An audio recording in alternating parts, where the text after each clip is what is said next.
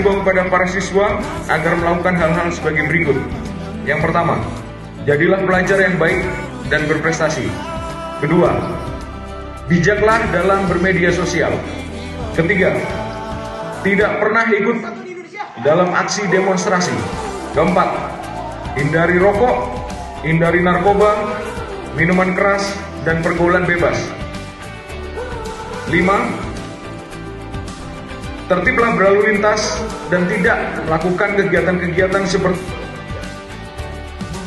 Keenam, tidak melakukan tawuran dan tidak melakukan bully antara sesama siswa maupun orang lain. Sopan santun, hormati orang tua serta sesama.